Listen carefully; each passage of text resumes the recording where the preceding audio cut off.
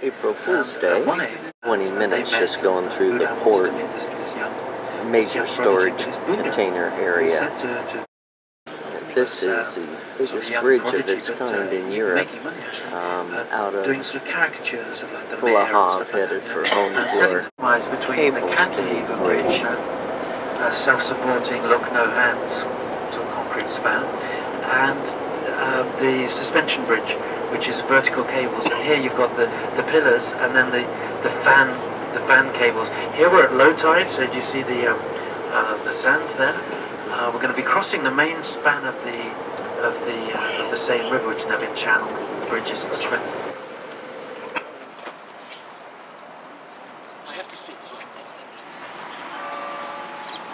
I do believe that 20 years ago we ate in this restaurant. There are several restaurants right here facing the harbor.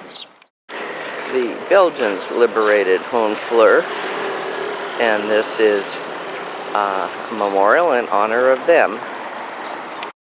This is a salt warehouse from the 1300s, used for preserving fish. Hence the more modern sort of classical type tower here. And you've also got these facings. Do you see here we've got slate, but next to it that's chestnut. See that quite well there? It's untreated chestnut. When you put it on, it's very clear wooden chestnutty colour. And then of course with the weathering, that's sort of halfway there, isn't it? With the sun and the rain, it turns almost grey. But it's untreated chestnut. You see it on roofs, even the church roof around the corner here. Another thing that's typical, which might interest you, the caramels, the Calvados. I didn't talk to you about Calvados. That's like distilled cider. Long trip to the boat. We'll get into that. Half timbered number. A chap called Dubourg lived there. Dubourg was a painter. You'll see panels around, actually, reproductions of his paintings of Honfleur, how it used to be. He was a friend of Boudin's. It's one of the oldest streets in Honfleur. It's called the Street of the Little, do you see the little butchers? Petite boucherie. And so these would be little butchers' stalls. Do you see here on the right? We've got the table which would come down, the stall which would come down. You've got the central gutter, the really old cobbling and so on. This is really medieval Honfleur. Really redone. It's higgledy-piggledy, like so much of where as well, because you see the facade on the other side. It's now it's a listed, registered. Really a mixture of architectural styles, 13th to 18th century. Manner. I just think it's really nice just to stop and have a quick look. Just see the old door there, tiny doors you're seeing. It goes back to the 14th century, but here, of course, that would have been half timbered, and then in the 17th century they put this. It's really quite wonderful. The sort of flint, stone, and brick. This was a military commander's local house in the 100 Years' War.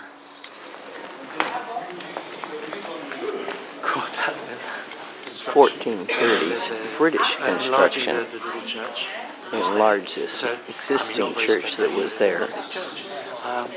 It's the oldest stone monument in Honfleur. Here's the front of St. Stephen's Church, built by the Brits when they occupied the area. Now it's a marine museum. This is a medieval prison.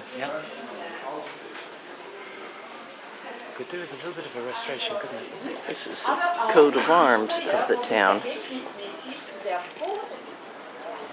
Here's the port that's quite a rectangle that cuts down into the town.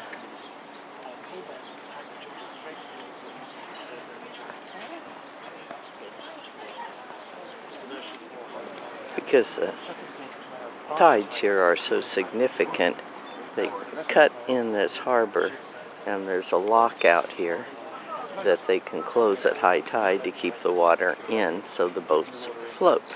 This was done in the 1670s. These were the ship owners' homes, quite elegant. Into portions. none of which were more than 25 pieds. I don't know how that fits with an English foot, if you like. But anyway, very narrow. And then build on those. Now, what you're looking at, therefore, is narrow houses built against a hill. If I take that white one, the tallest of them is like 7 stories. The first 3 stories are against the hill. The 4th story, when we're behind the church and up there, will be at pavement level, walking in, right? See what I mean? So if you coming out of the church, and we'll see some shots, I'll say this again. You look through the window, you'll be looking down on the court. That's it. Built into the hill, and that gives it this sort of tall building.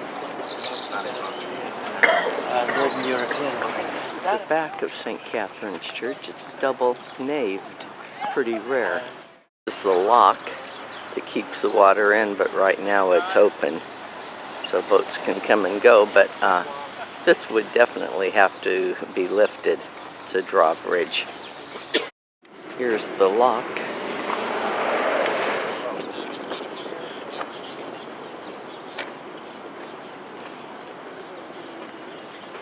This is a cool old building.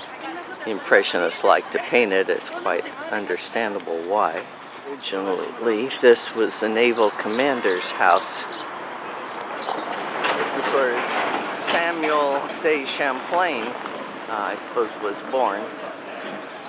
He found Canada, but he was looking for India.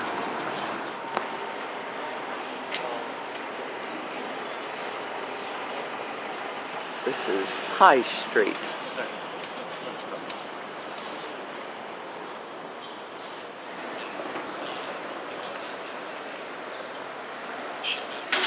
Another little street. We're headed up toward St. Catherine's Church. This is St. Catherine's Church, wood, early 1500s.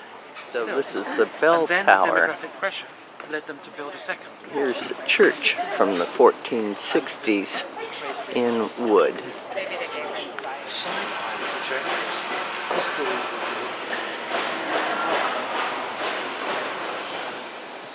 Beautiful door. It's a northern nave, 1460. This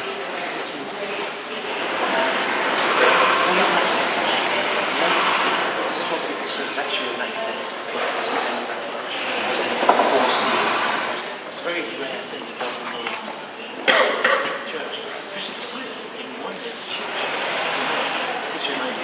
This nave over here is 1460. And this one is 1490. This is the shipbuilding skills that we saw in the churches in Norway. Oh, actually other places too, like in Bruges.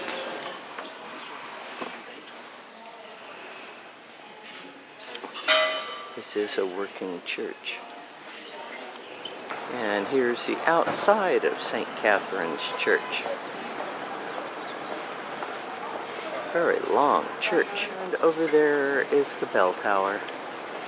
There's a little steeple on the church, but that doesn't have much in the way of bells, and certainly not a lot of weight.